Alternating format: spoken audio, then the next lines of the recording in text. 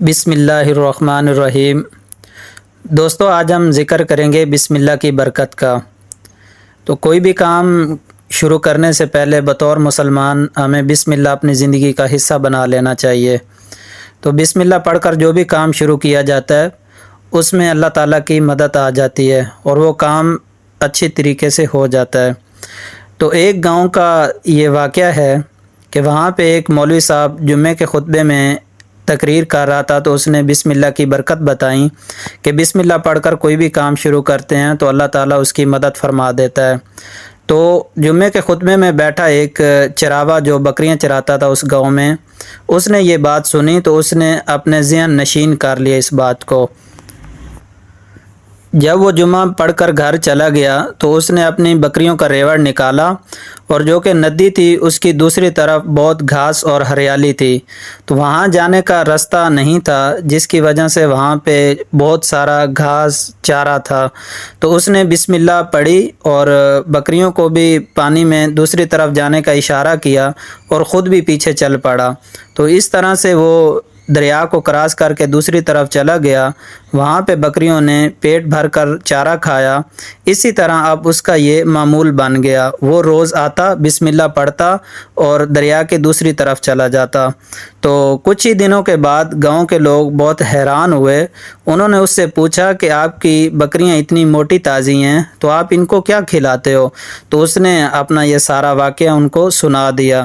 تو وہ اس کو حیرت سے دیکھنے لگے اور اس کو اسی مولوی کے پاس لے کے گئے کہ آپ نے اس کو ایسی کیا چیز بتائی ہے، ہمیں بھی بتائیں۔ تو مولوی صاحب نے جب یہ سارا قصہ سنا تو وہ خود حیران ہوا۔ اس نے تو بس ایسے ہی تقریر میں کہہ دیا تھا، لیکن لوگ باضد تھے۔ انہوں نے مولوی صاحب کو بولا کہ آپ بھی چلیں اور یہ سب چیز اپنی آنکھوں سے دیکھتے ہیں۔ چونکہ سب وہاں پہ چلے گئے تو لوگوں نے اس مولوی صاحب کو بولا کہ آپ بھی بسم اللہ پڑھ کے اس دریا کو پار کریں۔ تو مولوی صاحب دل میں گھبرا گیا، تو اس کا جو ہے نا یقین نہیں بن رہا تھا، اللہ معاف کرے، بسم اللہ کے اوپر بھی، اور وہ سوچ رہا تھا کہ میں تو اس میں ڈوب جاؤں گا، میں نے تو ایسے ہی بات کہہ دی تھی، اب چراوے نے پتہ نہیں کیا کیا ہے اور کیسے جاتا ہے، مجھے تو اس کا علم نہیں ہے۔ آخر کار مولوی صاحب نے ایک رسہ منگوایا اور ایک درخت سے باندھا، پھر بسم اللہ پڑھ کر اس رسے کو پکڑ کر جیسے ہی پانی میں پاؤں رکھا تو وہ دریا میں ڈوبنے لگا۔ تو لوگوں نے اس رسے کے ذریعے مولوی کو باہر نکالا اور اس نے پھر چراوے کو بولا کہ اب آپ کی باری ہے، آپ جائیں، آپ کس طرح سے دریا کو پار کرتے ہیں۔ تو چراوے بہت حیران ہوا کہ میں تو خود بسم اللہ پڑھ کر پار جاتا ہوں، اسی مولوی سے یہ میں نے بات سنی تھی، تو اب یہی مولوی پار نہیں جا رہا۔ تو چراوا چونکہ اس کی نیت اور دل دونوں صاف تھے اور اس کو اللہ پہ پختہ یقین تھا، اس نے بسم اللہ پڑھی اور پانی سے دریا کو کراس کر گیا، دوسری طرف چلا گیا۔ لوگ بہت حیران ہوئے، انہوں نے سمجھا کہ یہ کوئی ولی اللہ ہے۔ تو چراوے نے پھر سب کو یہی کہا کہ میں کوئی ولی اللہ نہیں ہوں، بلکہ میرا ایمان اور میرا یقین پختہ ہے۔